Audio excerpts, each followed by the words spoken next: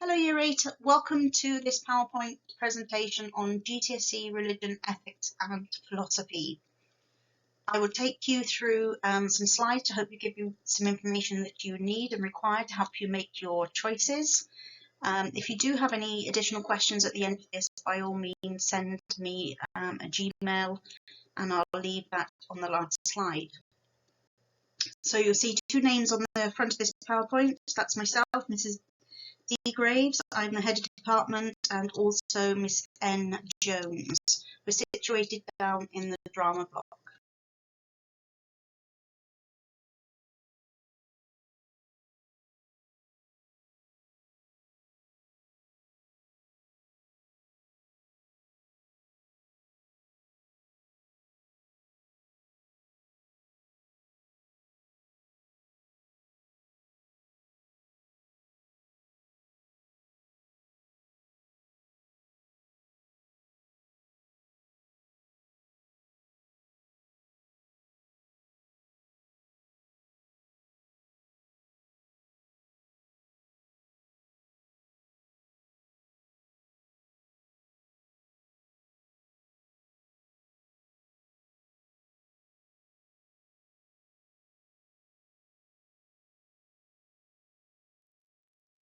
So having seen the clip, I hope that you have more insight into the course and the skills and the type of things you might study.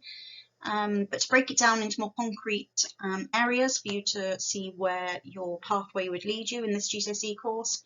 Unit 1, you will study in years 9 and 10.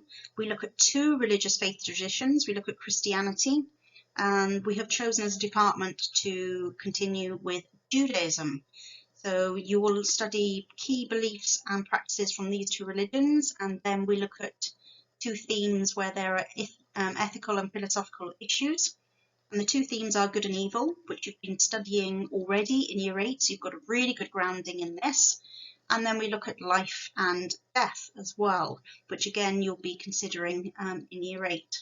So the sort of questions you get to debate and ponder on, evaluate, present different arguments and evidence, listen to alternative views, and then eventually come up with your own conclusions and your own opinions, making sure that they are justified. So really good analysis and evaluation skills that you develop within this course. So in years 9 and 10, the sorts of things you might be studying and discussing: is there such a thing as life after death? Do souls exist? Is it ever right to take a life? Is capital punishment or moral? Can war ever be morally justified? Or is it always wrong to go to war? Is violence never the answer? Those who are pacifists, who absolutely refuse to take up arms or any violence in any way, are they cowards, or actually do they show a different strength that perhaps other people don't have? Should you always forgive others? Why is there evil and suffering in the world? Is it ever right for a human to be euthanized, which is put to sleep? The arguments of death with dignity versus palliative care and hospice movement arguments. Some people believe that it's morally acceptable to end a person's life if they're suffering early. Is it ever right to have an abortion? Is all life sacred?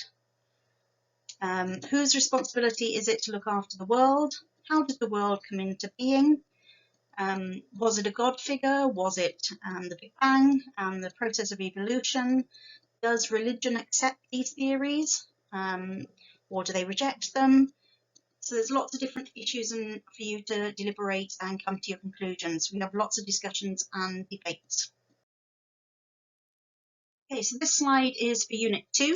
So once again, you develop a deeper knowledge and understanding of the two religions, which are Christianity and Judaism. And you'll also look at two more themes from a Christian, Jewish and non-religious viewpoint, humanist viewpoints: relationships and human rights.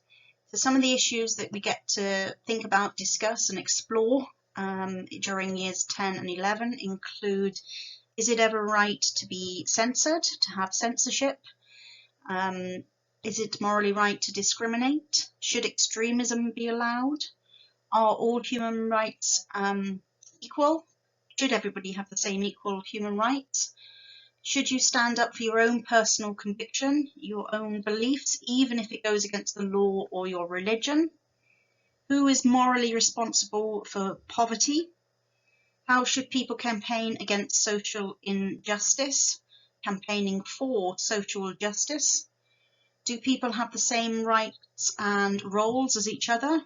How does gender impact on this? Is adultery wrong, where people have an affair if they're married to somebody else? Should people be able to divorce? Does everybody need to get married? And is it ever right to use contraceptions?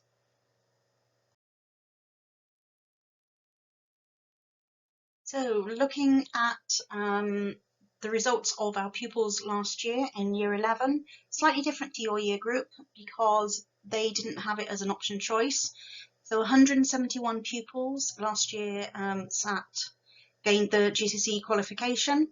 They managed to do these results in 3 hours a fortnight, whereas because you're going to be an option group, if you decide to take it, then you will have more curriculum time than they did to explore. So have a better detailed knowledge and understanding of the subject and the issues, and a bit more time for the debating and everything else that we do. So as you can see, we had 42 pupils gaining an A star, 37 an A. So we had 46%, almost half the year group, gaining the top 2 grades, an A star and an A between them, which were phenomenal results. So a couple of frequently asked questions. Do you have to be religious to study REP? Absolutely not. You may well have a faith, you may well have no faith, you may be undecided. So we look at the theist, atheist and agnostic approaches. It's like studying any other humanities subject, history, geography, business studies, sociology, psychology, all of these. It's about studying people and being interested in what they think, what they do, their lifestyle, what they eat, how they dress, and the reasons for it and the beliefs that they have. Is there any coursework in GCSE Religion, Ethics and Philosophy? No, there aren't.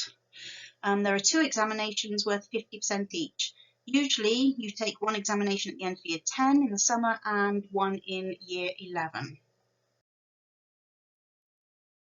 So a lot of people say, what can you do with REP? What's the point of studying REP?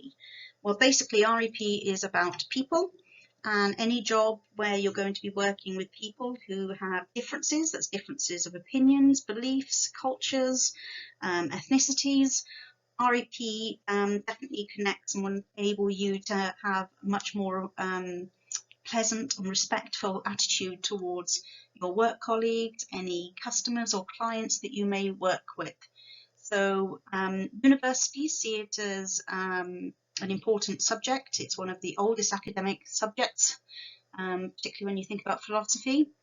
But some of the pupils in the past have gone on to study the following topics at university and on for careers. So you could use REP if you're interested in medicine, medical ethics, things like abortion, euthanasia, journalism, investigative journalism, law, social work, publishing, financial, education, broadcasting, politics, social care, police force, the armed forces.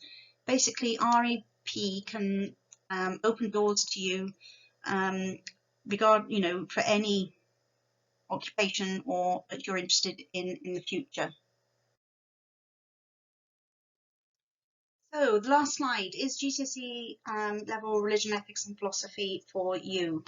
If you're a really nosy person, like I am, you like to know what people are doing, why they're doing it, and understanding the world in which we live, weighing things up, having opinions, expressing those opinions and being able to justify those opinions to other people who may not have your view. Would you like to listen and learn from other people's views?